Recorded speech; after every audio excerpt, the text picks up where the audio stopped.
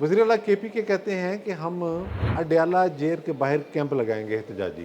ظاہر ہے کہ ایک مقام پر جب آ کے پی ٹی آئی کے لوگ بیٹھ جائیں گے اور وہاں کیمپ لگ جائے گا تو پھر آہستہ آہستہ وہاں لوگ بڑھنا شروع ہو جائیں گے۔ یہ بھی ممکن ہے کہ ایک ہی دفعہ بہت سارے لوگ آ جائیں۔ ظاہر ہے کہ جب لوگ آئیں گے، بیٹھیں گے اور وزیر اعلیٰ کے پی کے اس کو لیڈ کریں گے تو ایک تماشا تو بنے گا۔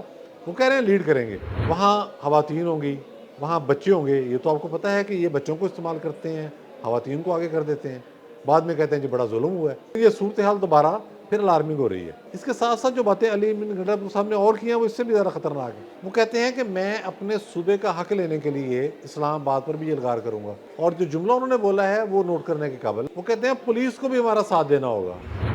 جیسے جیسے ملک کے حالات سیاسی اور معاشی حوالے سے ایک ٹھہراؤ کی جانب جانا شروع ہو گئے ہیں اور استحکام نظر آنے لگا ہے، ویسے ویسے ہم دیکھ رہے ہیں کہ پی ٹی آئی دوبارہ کچھ ایسے اقدام کرنے جا رہی ہے جس کے نتیجے میں ایک دفعہ پھر سیاسی ہلچل پیدا ہوگی۔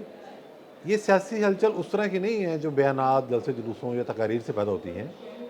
یہ اس نوعیت کے ایونٹ کریٹ کرتے ہیں جس سے معاشی اور سیاسی استحکام لرز کے رہ جاتا ہے۔ آج وزیر اعلیٰ کے پی کے علی امین گنڈا صاحب نے خطاب کیا ہے اور اس میں انہوں نے یہ بات واضح کی ہے کہ پی ٹی آئی کا اگلا پلان کیا ہے۔ پہلے تو ہمیں یہ چیز جنید اکبر صاحب نے بتائی تھی کہ عید کے بعد ہم تحریک چلائیں گے، تو کچھ لوگوں نے اس کا مذاق بھی اڑایا، لیکن ظاہر ہے کہ جب بانی پی ٹی آئی گرفتار ہیں اور پریشانی میں ہیں، ان کا رمضان بھی جیل میں گزرنا ہے، اس کے بعد وہ احتجاج کے لیے اپنی پارٹی کو تیار کرتے رہتے ہیں اور کوئی نہ کوئی نیا مشورہ سامنے آتا ہے۔ اب پلان کیا ہے؟ تو پلان آج سامنے آ گیا ہے۔ وزیر اعلیٰ کے پی کے کہتے ہیں کہ ہم اڈیالہ جیل کے باہر کیمپ لگائیں گے احتجاجی۔ ظاہر ہے کہ ایک مقام پر جب آ کے پی ٹی آئی کے لوگ بیٹھ جائیں گے اور وہاں کیمپ لگ جائے گا تو پھر آہستہ آہستہ وہاں لوگ بڑھنا شروع ہو جائیں گے۔ یہ بھی ممکن ہے کہ ایک ہی دفعہ بہت سارے لوگ آ جائیں اور ان کو وہاں سے اٹھانا ایک مشکل مرحلہ ہو۔ یقیناً صوبائی حکومت اس حوالے سے خاموش نہیں بیٹھے گی۔ راول پنڈی جو ہے، اڈیالہ جیل کی جو حدود ہیں راول پنڈی میں آتی ہیں، تو یہ پنجاب حکومت کا معاملہ ہے اور ممکن ہے دفعہ 144 لگا دی جائے، لیکن ظاہر ہے کہ جب لوگ آئیں گے، بیٹھیں گے اور وزیر اعلیٰ کے پی کے اس کو لیڈ کریں گے تو ایک تماشا تو بنے گا۔ وہ کہہ رہے ہیں لیڈ کریں گے، وہاں خواتین ہوں گی، وہاں بچے ہوں گے۔ یہ تو آپ کو پتہ ہے کہ یہ بچوں کو استعمال کرتے ہیں، خواتین کو آگے کر دیتے ہیں، بعد میں کہتے ہیں جی بڑا ظلم ہوا ہے جب ڈسپرس کیا جاتا ہے۔ اب جیل کے باہر اس طرح کی ایکٹیویٹی کسی صورت افورڈ نہیں کی جا سکتی۔ اس طرح تو پھر ایک رواج بن جائے گا۔ کوئی بندہ بھی اگر جرم کر کے جیل گیا ہے اور باہر سے کوئی 1000-1200 کا جتھا آگے بیٹھ جاتا ہے اور وہ کہتا ہے جی ہمارا قیدی جو ہے اسے چھوڑا جائے، تو کیا یہ ایک آپ ٹریڈیشن سیٹ کرنا چاہ رہے ہیں؟ لیکن یہ صورتحال دوبارہ پھر الارمنگ ہو رہی ہے۔ اس کے ساتھ ساتھ جو باتیں علی امین گنڈا صاحب نے اور کی ہیں وہ اس سے بھی زیادہ خطرناک ہیں۔ وہ کہتے ہیں کہ میں اپنے صوبے کا حق لینے کے لیے اسلام آباد پر بھی الغار کروں گا، اور جو جملہ انہوں نے بولا ہے وہ نوٹ کرنے کے قابل ہے، بہت ہی الارمنگ ہے۔ وہ کہتے ہیں پولیس کو بھی ہمارا ساتھ دینا ہوگا، یعنی کہ وہ کے پی کے پولیس کو اکسا رہے ہیں کہ جب وہ اگلے لانگ مارچ کے لیے جائیں گے، کسی دھرنے کے لیے جائیں گے، کسی دھاوے کے لیے جائیں گے، تو پولیس بھی ان کو سپورٹ کرے۔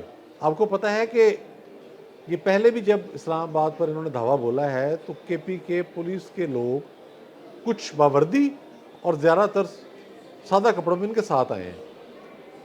جب اسلام آباد کی جانب یہ بڑے ہیں تو بڑے پروفیشنل انداز کے اندر آنسو گیس کے شیل برسائے جا رہے تھے پولیس کے اوپر۔ بعد میں پتہ لگا کہ یہ جو گنز ہیں یہ تو وفاقی دارالحکومت کی پولیس کے پاس بھی نہیں ہے، پنجاب پولیس کے پاس بھی نہیں ہے۔ یہ کون چلا رہا ہے؟ جب چیک کیا گیا تو پتہ لگا کے پی کے پولیس کے لوگ ہیں۔ پھر جب کچھ لوگ گرفتار ہو گئے اور انٹیروگیٹ کیا گیا تو ثابت ہو گیا کہ وہ کے پی کے پولیس کے لوگ ہیں۔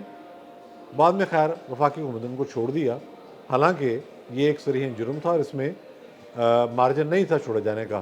ٹھیک ہے، باقی ان کا اپنا فیصلہ ہے. لیکن یہ اس کے ساتھ ساتھ وہ یہ کہہ رہے ہیں کہ جی وہ جو ہم پر گولی چلائی گئی وہ بڑی زیادتی ہے. ہم نے جب فوج سے بات کی تو فوج ہمیں کہتی ہے جی ہم تو وفاقی حکومت کے متحد ادارے ہیں، وفاقی حکومت ہمیں جو حکم دے گی وہ اس کو اوبے کریں گے. یہ تو بات انڈرسٹوڈ ہے، یہ تو آئینی اور قانونی بات ہے. لیکن اس طرح سے پھر فوج کا ذکر کر کے آپ فوج کو متنازع بنانے کی کوشش کر رہے ہیں. وزیر اعلیٰ امین گنڈا پور کی اپنی حیثیت یہ ہے کہ ایک طرف تو اسلام آباد پہ حملہ کر رہے ہیں، تیاری کر رہے ہیں، ایک طرف اڈیالہ جیل کے باہر وہ دھرنا دینا چاہ رہے ہیں، کیمپ لگانا چاہ رہے ہیں. اور ساتھ ہی یہ کہہ رہے ہیں ابھی کچھ عرصہ پہلے جو پی ٹی آئی کے ایک یوٹیوبر پاکستان سے فرار ہوئے ہیں عمران ریاض خان، ان کے بارے میں ان کا یہ کہنا ہے کہ میری جو ایک آڈیو لیک ہوئی تھی جس میں میں گالیاں دے رہا تھا، اس میں میں نے پی ٹی آئی کے یوٹیوبر عمران ریاض کا نام نہیں لیا، وہ کسی نے فیک ویڈیو بنا کے نام شامل کر دیا. اب حالت یہ ہے کہ سب کے علم میں ہے کہ عمران ریاض خان کو انہوں نے پشاور میں باقاعدہ گالم گلوچ کی ان کے ساتھ ایک اجتماع کے اندر، ایک اجلاس کے اندر. اور یہ ان کے بارے میں جو ریمارکس کہتے ہیں وہ کسی ڈھکے چھپے نہیں ہیں، سب کے علم میں. اور خود شیر افضل مروت صاحب بتا چکے ہیں کہ مجھے علی امین گنڈا پور نے بتایا کہ عمران ریاض کیسے باہر گیا، کیا کیا طریقہ تھا، کس سے طے کر کے گیا، سب کچھ ایک سودے بازی کے تحت ہوا ہے. تو یہ لیول ہے جھوٹ بولنے کا، یہ لیول ہے ان کی بہادری کا. اور دھمکیاں اس طرح سے دے رہے ہیں کہ جیسے کوئی بہت بڑی جلغار ہونے جا رہی ہے. مقصد کیا ہے؟ مقصد یہ ہے کہ پاکستانی عوام کو ریلیف نہ مل سکے. ایک جاتے جاتے خبر شیئر کرتا جاؤں، وفاقی حکومت بڑی تیزی سے کام کر رہی ہے بجلی کے مسئلے پر. ان گرمیوں میں آپ کے لیے خوشخبری ہے، بجلی 2 روپے سے لے کر 8 روپے پر یونٹ سستی ہو سکتی ہے. بہت شکریہ.